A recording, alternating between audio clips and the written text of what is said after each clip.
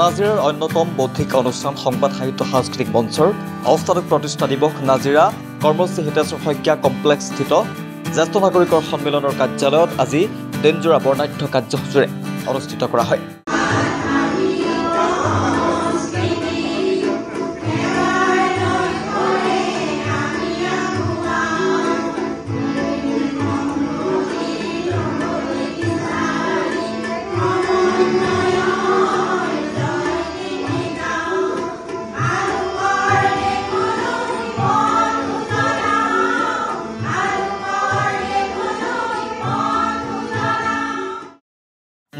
চনতে প্ৰতিষ্ঠা লাভ কৰা সংবাদ সাহিত্য সাংস্কৃতিক মঞ্চৰ আজি অষ্টাদশ প্ৰতিষ্ঠা দিৱসটি বৰ্ণাঢ্য কাৰ্যসূচীৰ আয়োজন কৰিছে।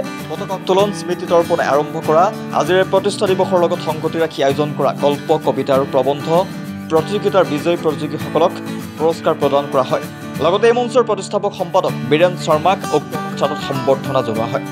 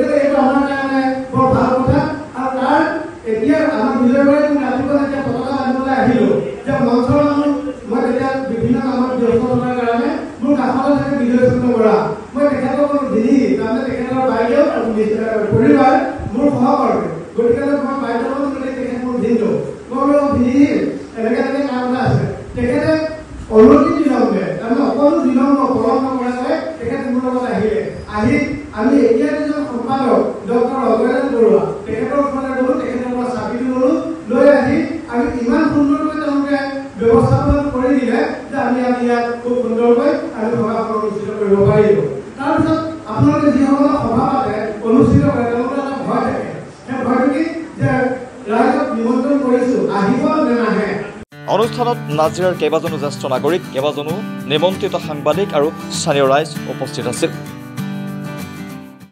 পুৱাৰ যিটো কাৰ্যসূচী আছিলে সংবাদ সাহিত্য সাংস্কৃতিক মঞ্চ আমাৰ 2006 চনত প্ৰতিষ্ঠা কৰা হৈছিলে আৰু 2006 চনৰ পৰা আজি অষ্টাদশ প্ৰতিষ্ঠা দিৱস। ইতিমধ্যে আমাৰ পতাকা উত্তোলন স্মৃতি তৰ্পণ আৰু এই বাকীখিনি অনুষ্ঠান হৈ আছে। আমাৰ ইয়াতে আজি আমাৰ মঞ্চৰ যিজন প্ৰতিষ্ঠাপক সম্পাদক শ্ৰদ্ধাৰ শ্ৰীযুত বীৰেন শৰ্মাদেৱ, তেখেতক আজি সম্বৰ্ধনা জনোৱা হ'ব। আৰু আমাৰ মঞ্চৰ নেতৃত্বত উদ্যোগতে আমি সাহিত্য প্ৰতিযোগিতা এটা পাতিছিলোঁ, গল্প কবিতা আৰু প্ৰবন্ধ প্ৰতিযোগিতা। আৰু তাৰ প্ৰতিযোগিতাৰ যিসকল মানে বিজয়ী প্ৰতিযোগী তেখেতসকলকো আমি আজি ইয়াতে পুৰস্কাৰ বিতৰণ কৰিম। গতিকে তেখেতসকলো ইতিমধ্যে আমাৰ মাজত উপস্থিত হৈছেহি। গতিকে আমি এনেকুৱা ধৰণে আমাৰ এই অনুষ্ঠানটো আমি ভৱিষ্যত দিনলৈও আপোনালোকৰ সহায় সহযোগ পালে আমি আগবাঢ়ি যাম বুলি আশা কৰিব পাৰিছোঁ। আজি আমাৰ নাজিৰা জ্যেষ্ঠ নাগৰিক সন্মিলনত প্ৰায় 10জনতকৈও অধিক ইয়াত সন্মানীয় অতিথি আহিছে। আজি আমি নাজিৰা সাহিত্য সংবাদ সাংস্কৃতিক মঞ্চটোত আমি উপস্থিত হৈ যথেষ্ট আমি আনন্দিত হৈছোঁ। জ্যেষ্ঠ নাগৰিকখিনিয়ে এনেও মানে এনেকুৱা এটা অনুষ্ঠানত থাকিবলৈ পালে তেওঁলোকে সুখ অনুভৱ কৰে।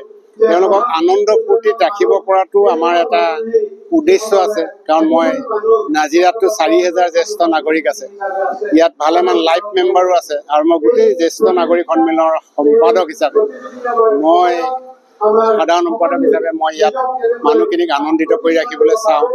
বহুতে গল্প কবিতা এইবিলাকো আমাৰ জ্যেষ্ঠ নাগৰিকে অধ্যয়ন কৰি আছে।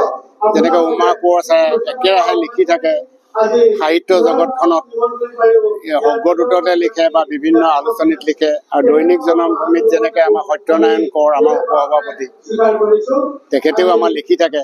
গতিকে জ্যেষ্ঠ নাগৰিকখিনিয়ে এই লিখা লিখি কামখিনি অৱসৰৰ সময়ত যথেষ্ট আনন্দ পায়। আজি মই এই মঞ্চত তেওঁলোকে মোক বিশিষ্ট অতিথি কৰি আজি মাতিছিলে।